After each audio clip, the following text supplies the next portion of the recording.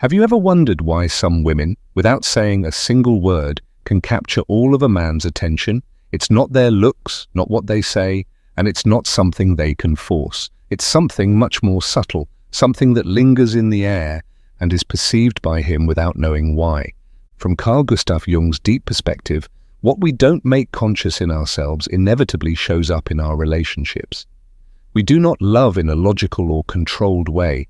It is our unconscious world, our deepest psychic energy, that creates genuine connections, and often it's the quietest postures, the ones we don't rationalize or plan, that leave the strongest impression. True attraction doesn't arise from pretty words or obvious gestures.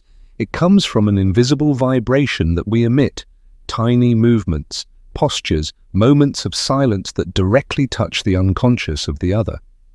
Because what truly connects us is not what we consciously present, but what we unconsciously radiate. It is that inexplicable feeling of being drawn to someone without a word.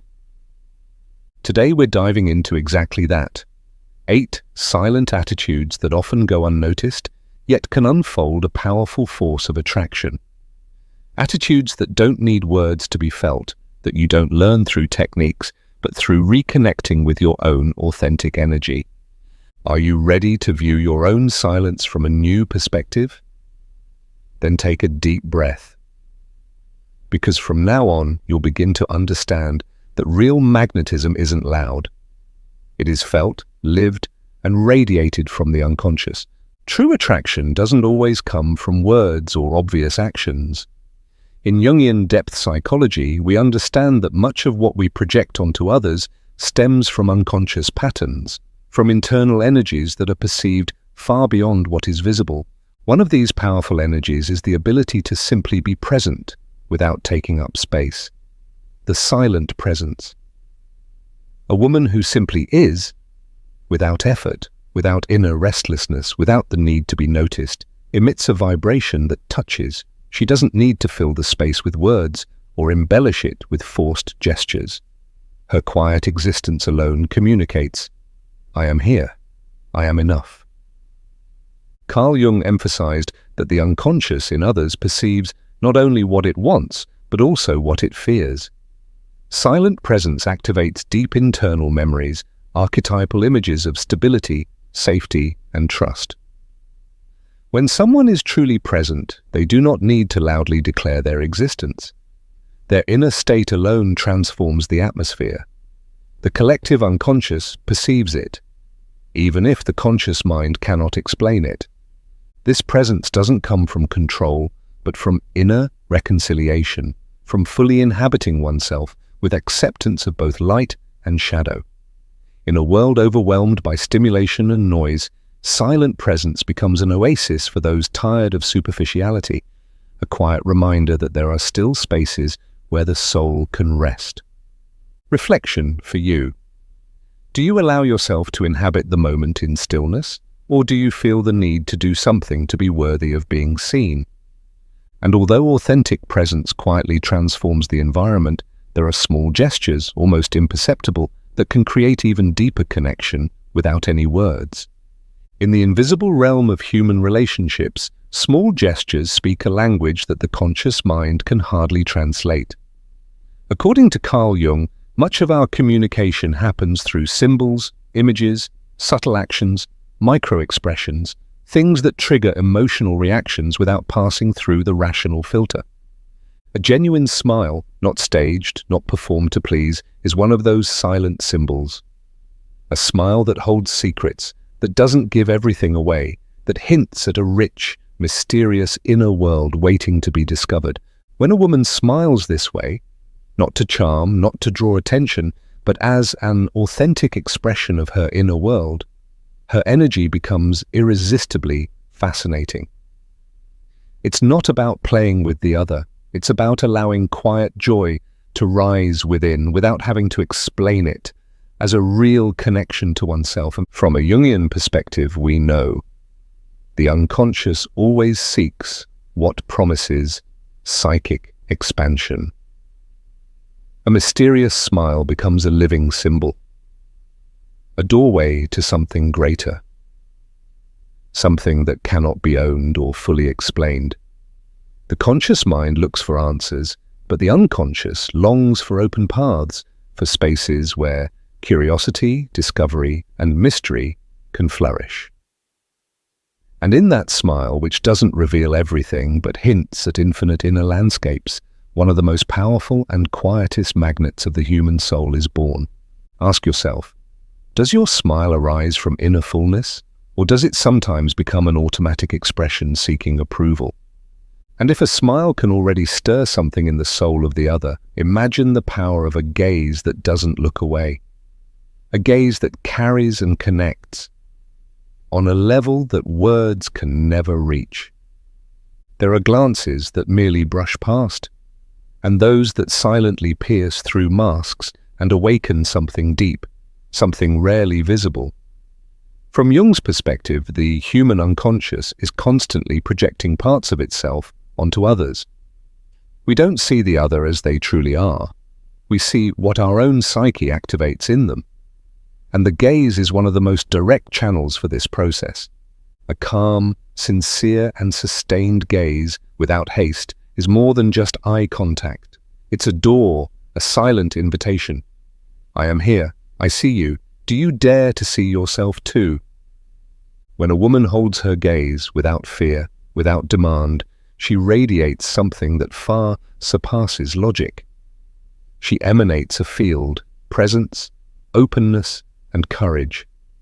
Jung taught that the unconscious in others perceives not only what it desires but also what it fears. That's why a genuine gaze, free of masks and defenses, can be a revolutionary act capable of stirring attraction, discomfort, or a deep longing for connection. Such a gaze says, you can remain with yourself, even in vulnerability. You don't need to flee the truth of the moment. And this quiet courage works on a level that words can never reach. A sincere question for you: do you allow yourself to truly see and be seen, or do you sometimes feel the urge to look away, to protect yourself? And while an authentic gaze can create instant connection, there's something even more delicate and profound: the way you show your vulnerability without turning it into a silent cry for help. Showing vulnerability is not a weakness, it's a deep expression of inner strength. From the psychology of Carl Jung, we know that what we repress in the unconscious does not disappear. It shows up in our relationships, our attachments, in recurring patterns. A woman who allows her vulnerability without turning it into a plea, drama, or demand sends a quiet yet powerful signal to the unconscious of the other. I can hold my own humanity. True vulnerability doesn't come from a desperate need to be rescued. It comes from the courage to be seen as you are, without makeup, without justification, without strategy. When you allow yourself to show your true emotions without exaggerating or suppressing them, you offer the other a mirror that reflects what it means to truly dwell within oneself. Jung said that what we do not accept in ourselves seeks healing through the other, but when vulnerability comes from self-acceptance, the connection that arises from it is genuine. You don't have to beg for love. You don't need to dramatize your wound. You only need to allow yourself to be whole, even in your imperfection. Pause and ask yourself, do you allow yourself to be seen through your real humanity? Or do you feel that your vulnerability becomes a silent request for recognition? When vulnerability is offered as a gift, not a demand, it opens an even more sacred space, a space where mystery can breathe and connection can stay alive. In a world flooded with constant self-promotion, mystery has become a rare and deeply magnetic energy.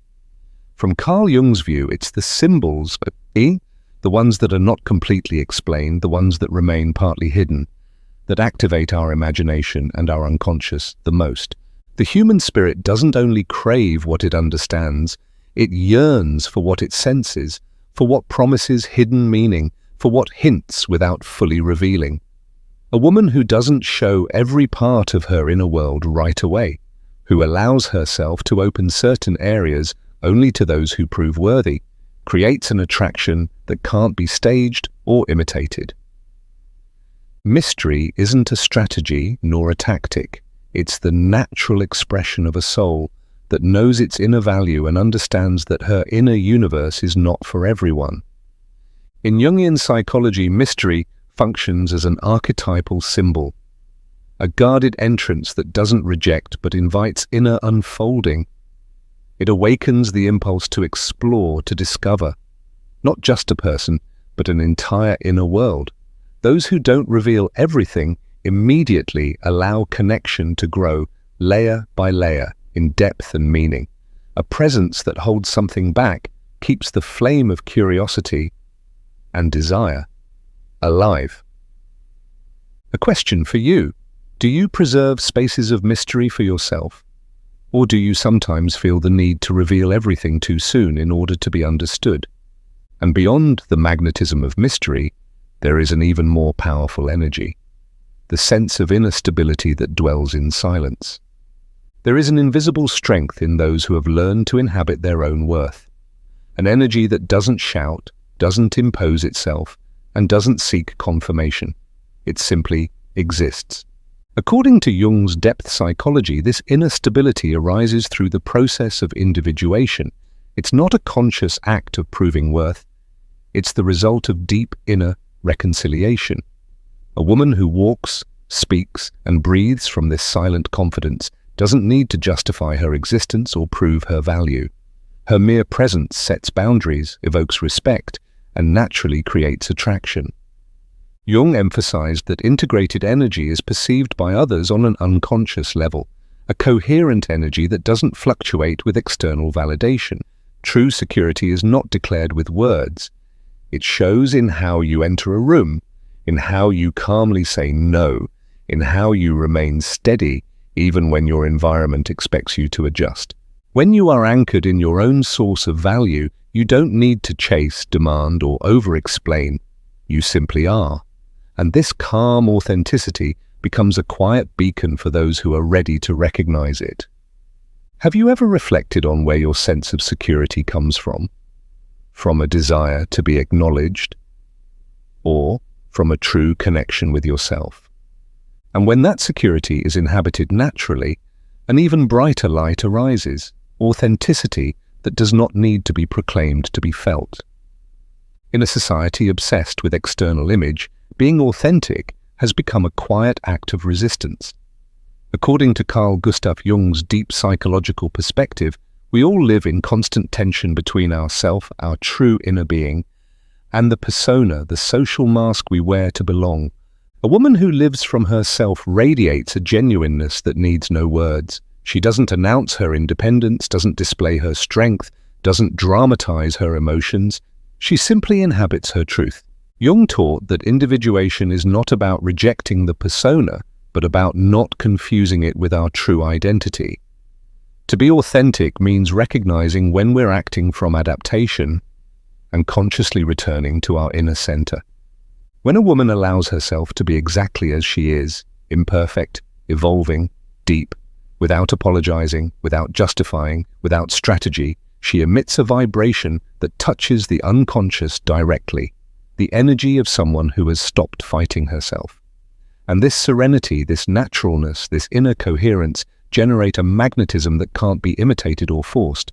I invite you to ask yourself, do you live from your true essence, or do you sometimes lose yourself in the role you think you're supposed to play? And when authenticity becomes second nature, a final, silent posture reveals itself. A posture that not only attracts but also protects. The ability to quietly withdraw when necessary. Not everything valuable comes from staying. Sometimes you protect what is most sacred by knowing when it's time to go. From the perspective of Jungian depth psychology, individuation is an ongoing act of inner discernment. Knowing when to stay and when to let go. A woman who withdraws silently from a space that no longer nourishes her essence is not fleeing. She is not punishing. She is choosing herself. The silent retreat is not a sign of coldness, but an act of deepest self-love.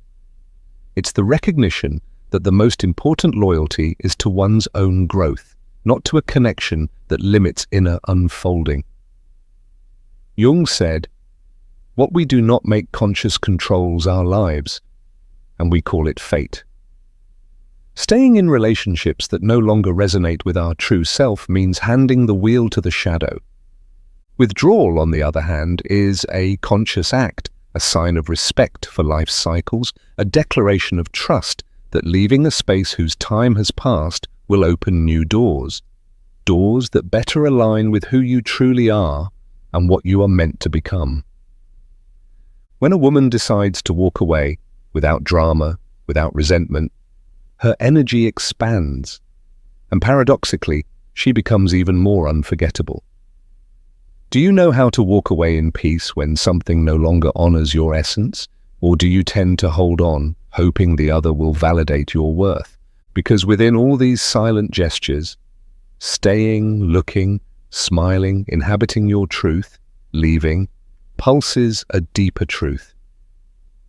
The unconscious force that weaves the connections that truly matter. Maybe after this journey you recognize something that was always there. But in silence, true attraction doesn't arise from effort. It's not staged, it's not performed. It comes from the level of connection you hold with yourself. From the quiet respect you offer your own energy. From the serenity of living your truth, even when no one is watching. As Carl Jung taught, everything that we do not make conscious appears in our life as fate. And it is our quietest postures, the ones we hardly ever reflect upon, that most deeply touch the unconscious of the other, the gaze that lingers, the smile that holds secrets, the vulnerability that doesn't plead, the mystery that doesn't explain itself, the security that doesn't seek validation, the authenticity that doesn't perform, the retreat that doesn't dramatize. Each gesture, each vibration, each silence is an expression of your unconscious energy in motion. And this energy cannot be played, imitated, or learned from a manual. It grows within you. Through the deep decision to no longer chase love, but to embody it first within yourself. This is how a connection is born that is not superficial, not transactional, not fleeting, but a connection that resonates on invisible levels. And precisely for that reason, leaves unforgettable marks. So now I ask you from another perspective, which of these attitudes do you already feel alive within you, and which one inspires you to expand your quiet energy even further? Tell me in the comments, because maybe the first true act of connection isn't about attracting the other, but about remembering yourself and letting your essence speak, even when you say nothing. If this journey has touched you, subscribe to the channel and continue exploring with me the depths of the unconscious ocean.